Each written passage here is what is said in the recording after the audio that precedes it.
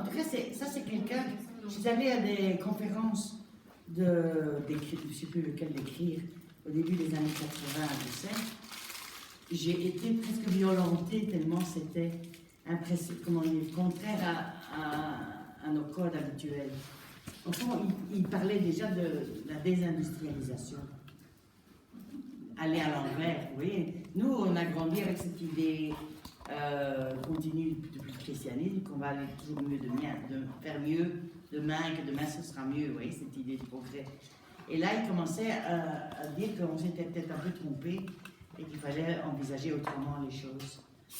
Et là, ils ont très connu pour avoir fait des espèces de projets, de villes, un peu comme au XVIIIe siècle, Blondel et tout ça, des villes humaines, par exemple, avec Louvain-la-Neuve, elle a été un peu un produit de ça. Maintenant, elle n'est pas très jolie, mais à l'origine, quand ils l'ont inventée, il y avait des petits trucs ouverts pour qu'on puisse faire toute la ville sans être mouillé s'il pleuvait. C'était pour les piétons, c'était censé être parking gratuit, etc. Et donc voilà, ce sont ces gens-là qui vont essayer de revenir à un urbanisme plus humain, plus convivial. Voyez, regardez ici, ça c'est rigolo. À l'intérieur d'un bâtiment, qu'est-ce qu'il nous faut? Une petite maison. Voilà, des petites maisons l'une au-dessus des autres. Ou ici, ça c'est un autre, c'est une église, c'est Mario Botta. Casa Rotonda, non, il avait une église qui ressemblait fort à ça. Vous voyez, à partir de modules comme ça, voilà, maison ronde, des éléments comme ça de mise en œuvre de la brique, qui sont un peu gratuits, qui sont là pour le plaisir. Voilà, ça fait comme une espèce de grande colonne. Et à chaque fois, il y a une petite fenêtre, là, je crois. Voilà, ça c'est influencé aussi par le japonisme, hein, une sorte de pureté quand même aussi. Voilà, ça c'est du postmodernisme.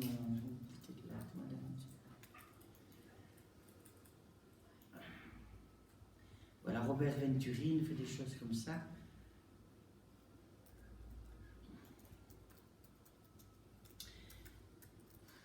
Il est à la fois complexe et simple, ouvert et fermé, grand et petit. Certains de ces éléments sont bons à un niveau donné et mauvais à un autre. L'ordre de la villa s'adapte aux éléments communs à toutes les maisons en général et aux éléments propres à cette maison en particulier. Il surmonte les difficultés d'unifier un certain nombre de parties diverses plutôt que d'atteindre l'unité en choisissant quelques-unes de ces parties. Par exemple, à l'intérieur des maisons, ils font parfois des éléments qu'on mettait d'habitude à l'extérieur. Ici, ce n'est pas tout à fait le cas, mais j'aime que l'architecture soit complexe et contradictoire, fondée sur la richesse de la vie moderne et de la pratique de l'art. Les architectes n'ont aucune raison de se laisser plus longtemps intimider par la morale et le langage puritain de l'architecture moderne. À la différence de l'architecture du passé, l'architecture contemporaine doit être modifiable et mobile, capable de répondre aux attentes changeantes de l'époque contemporaine. Pour refléter une réalité dynamique, nous n'avons pas besoin d'une fonction fixe et statique, mais plutôt d'une fonction qui s'adapte aux changements métaboliques. Il faut penser non plus en termes de fonction et de forme, mais en termes d'espace et de fonctions changeantes. Vous achetez une maison, voilà, c'est pour toute la famille, mais peut-être que vous allez divorcer et que vous allez avoir une famille agrandie, ben vous aurez peut-être besoin d'avoir 8 chambres au lieu de 4, vous voyez. Il faut que ça puisse être modulable. Vous voulez pouvoir, vous êtes vieux, il n'y a plus que vous deux, vous devez pouvoir organiser la maison pour pouvoir envoyer. Voilà, ça c'est le métabolisme. Au Japon, ils vont faire comme ça des tas de petits modules, de petits nodules, parfois qui vont être tellement petits qu'on sait à peine se coucher. Comme pour les abeilles, comme ça, des espèces de niches. Vous voyez, un peu comme ça. Un peu le principe des abeilles.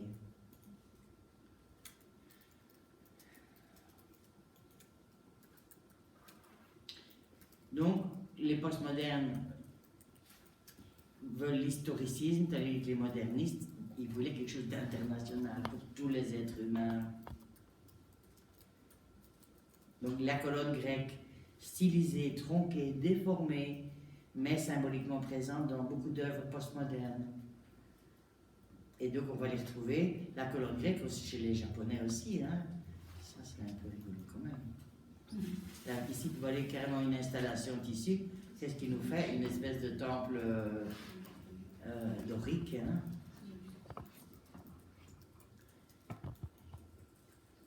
Alors Raphaël Moneo, lui il va construire des musées comme celui-ci, vous voyez, avec des grands arches vraiment qui font un peu monumental, historique. Vous voyez ici des colonnes, c'est un musée d'art antique, mais le musée il l'a fait presque pour s'accorder avec les objets qu'on expose.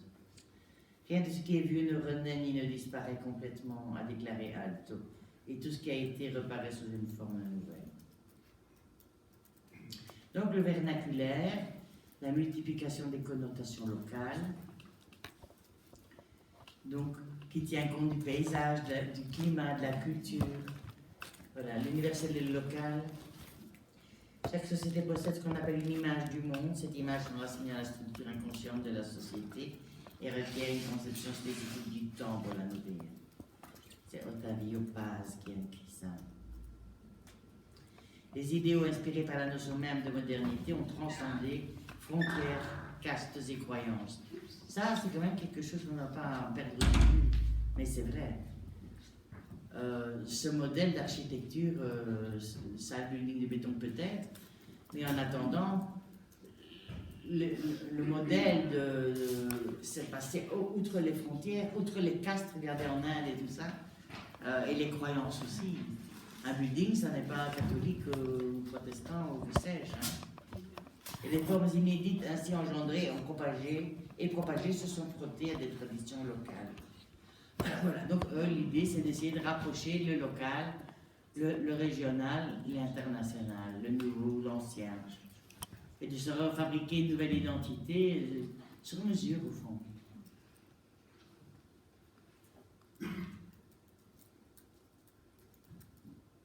Donc au Mexique, au Japon, au Brésil, en Palestine, en Amérique du Sud, on avait déjà vu qu'ils avaient adapté l'architecture moderne à leur climat, ou à leur culture, ou à leurs aspirations.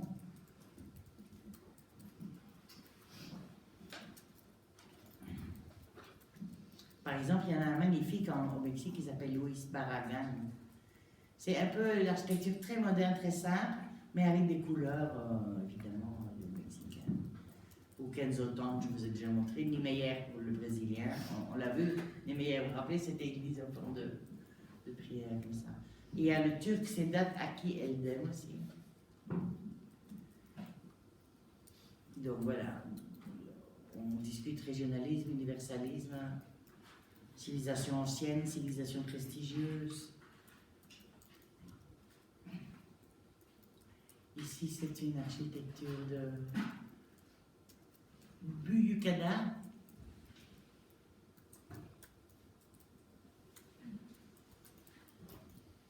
Voilà. Donc, un autre point, c'était le géométrisme qui s'opposait à la variété des formes. Donc, les goûts des lignes ondoyantes, directement ici de l'architecture baroque, des ouvertures en arc de cercle et en œil de bœuf. C'est quoi une ouverture en œil de bœuf? C'est lourd. Écoutez, je dirais que c'est un vieux modèle. J'ai oublié le nom. Il y a des trous. L'aéroport de Cleveland est connu pour ses sculptures fantaisistes d'avions de papier géants. Voilà, ça c'est bien le côté humour gag, hein, avec ces grands avions de papier. Ça c'est Frank Gehry dans sa folle jeunesse. Il nous a fait ici un bâtiment en forme de paire de jumelles. Voilà, ça c'est plutôt le symbolisme ici. Hein. Au dépouillement à la célèbre affirmation de Miss Van der Rohe, Less is more, s'oppose un retour en forme de l'ornemental et du mouluré. Ah, écoutez, c'est pas le bon. Voilà, ici par exemple, le symbolisme, on est à Dubaï. Alors, évidemment, on veut un petit peu symboliser les croissants. Ça doit être Frank Gehry. Non. On peut. Pavillon finlandais de l'exposition de Séville. Ah, c'est tout beau. Hein? Constructivé des premiers, le goût de la ruine des seconds. Façade effondrée par le groupe Site. Fissuré, les bijoux de Fischulin à Vienne de Hans Hollein, ou effrité à la jonction du fausse mythe romaine, comme à Paris.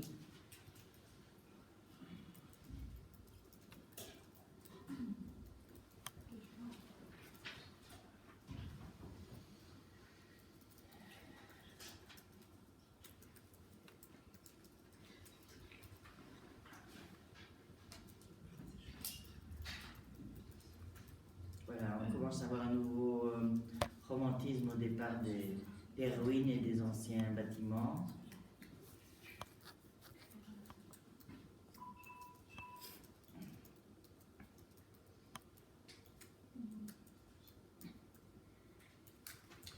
Voilà, ça c'est un exemple de ce qu'on a appelé le brutalisme.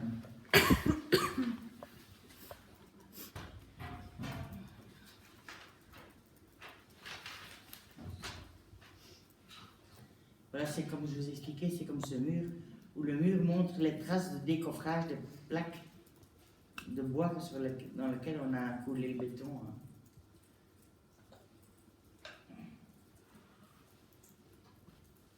Donc ça, je vous l'ai montré tout à l'heure, la réhabilitation de la façade. Là, ici, on a ici toute une série de façades de maisons inspirées d'une autre époque. Alors, on a voulu briser l'unité de style. Ben, ici, on voit un bâtiment où il y a un petit peu de tout, un petit peu comme Wunderwasser l'avait fait. Voilà.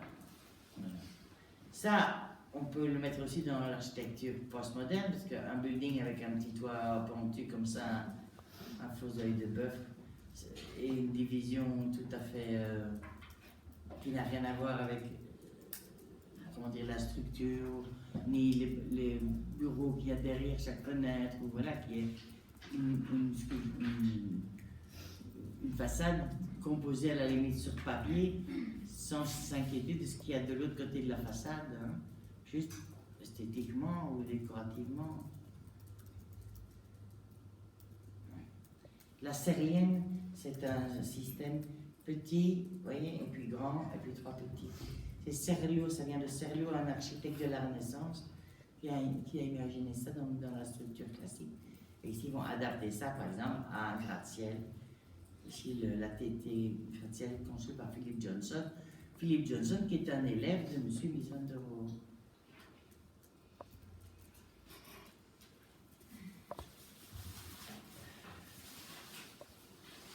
Voilà, avec le postmodernisme, l'ange du bizarre effleure de nouveau de son aile les planches et sa dessin. Donc voilà, ça c'est le fameux schéma. On avait déjà vu tout ça, normalement. La historicienne, je vous remonte ici Monéo.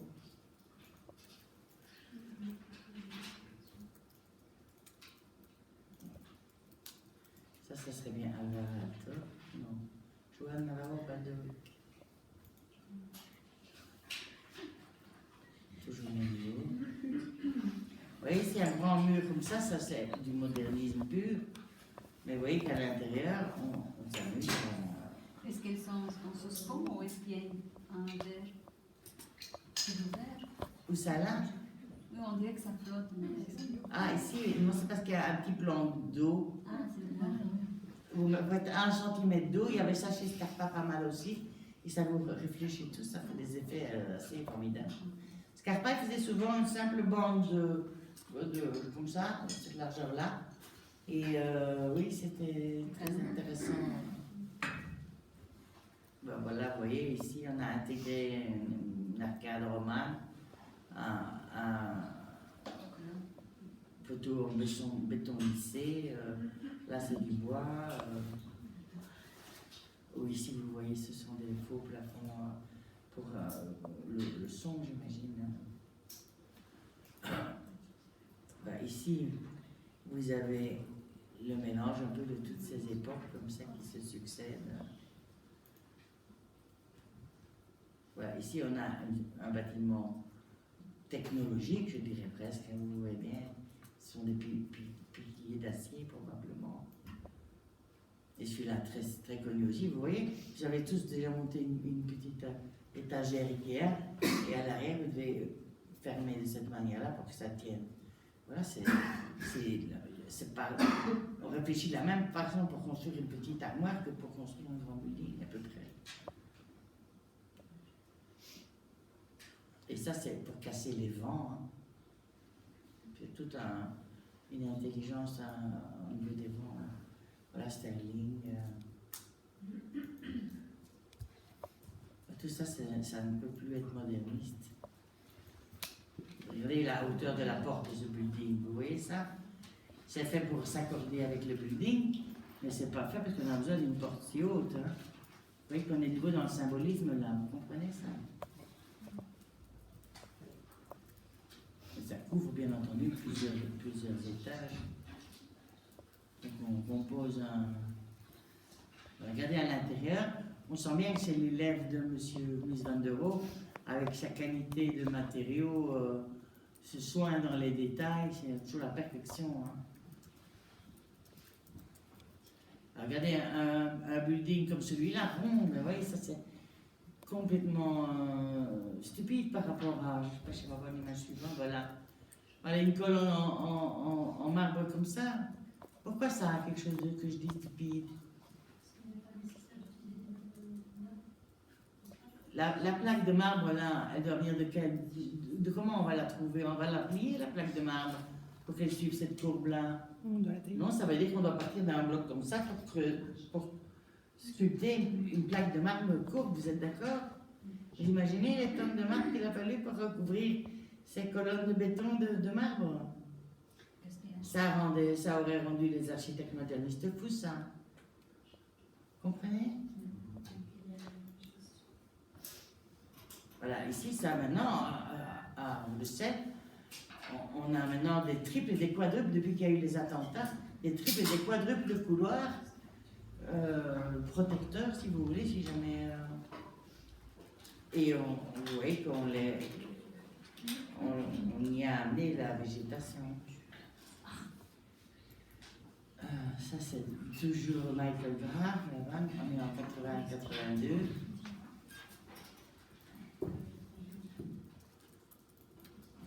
Voilà, ça c'est pas du post-moderne, c'est l'aide moderne. Vous voyez, on dirait que c'est une petite maison de Le Corbusier, sauf qu'on est en 1980, et là, vous voyez, il est mort, lui, hein. Michael Graf, ici, vous voyez, la maison Anselman, en 1967. Et encore, celle-là est mignonne, mais il va en faire beaucoup plus... Ouais. Alors ici, je ne sais pas si vous voyez, mais ici, il y a des grands anges avec des grandes draperies comme ça. Ça, c'est aussi Michael Graf. Ça, je crois que ça pourrait être ici à Bruxelles. Je crois qu'on a le Parlement Coop Immelblo. C'est un cabinet d'architectes. Ici, c'est à Vienne. Mais je crois qu'à Bruxelles, on a aussi commandé à ce bureau de faire les superstructures d'un bâtiment qui, lui, était d'un autre style. Donc, arriver à, comment dire, juxtaposer des styles si différents. Voilà, un truc comme ça, on dirait que c'est du 19e siècle et du 18e siècle. Ben non.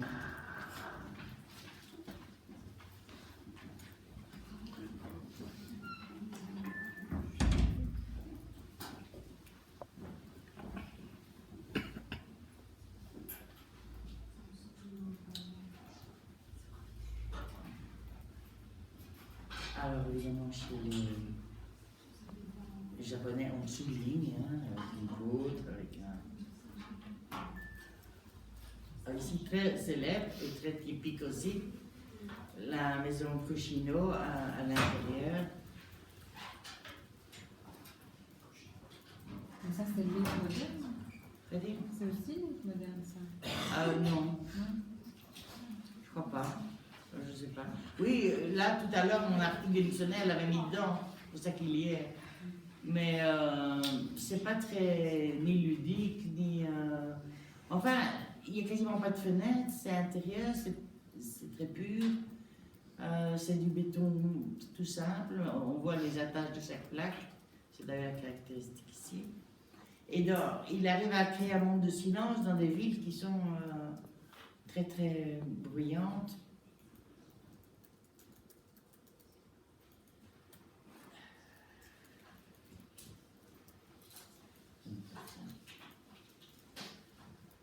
Ça, c'est un Australien, Mercule.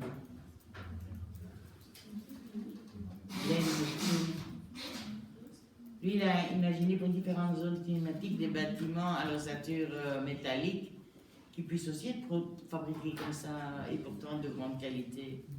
Donc il y a quelque part le projet de réaliser une architecture démocratique qui se poursuit. Hein. Ceci est très intéressant, c'est un bain public, non pas public, c'est un bain, comment on veut dire. On est en Suisse, c'est Peter-Zumthor. Ce sont des bains thermales à Vals en Suisse. Et vous voyez qu'il y a dans le plafond ici des jours. Et là au-dessus, ce sont des prairies, quoi. Au-dessus, là. Donc au fond, il a travaillé la montagne. Il y avait pas une mine, comment est-ce qu'on dit, une carrière de cette espèce de schiste là. Je crois qu'il est allé voir la commune, comme ça a arrangé l'entrepreneur local de faire tout avec son matériau. Et ce sont des pièces différentes qui partent d'un hôtel, mais qui passent en dessous de la montagne, etc. Et il y a des zones où on peut nager à l'intérieur, à l'extérieur, où l'ambiance est bleue. Vous n'avez rien, vous voyez, il n'y a même pas un truc pour s'accrocher au niveau nettoyage, vous voyez, on n'a pas plein d'accessoires, des choses comme ça, c'est très pur. Mais ça vaut la peine, si vous avez l'occasion de regarder un peu ce qu'il fait. Et il a fait d'autres choses très très intéressantes aussi, si je ne me trompe pas. Peter-Zumthor. On va voir si j'ai quelque chose de ça. Oui, ça n'est pas vu en Suisse, à Hanovre.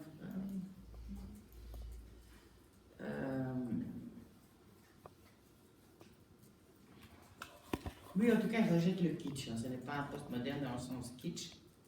Ça, c'est Carlos Carpa, c'est un architecte super, super, super.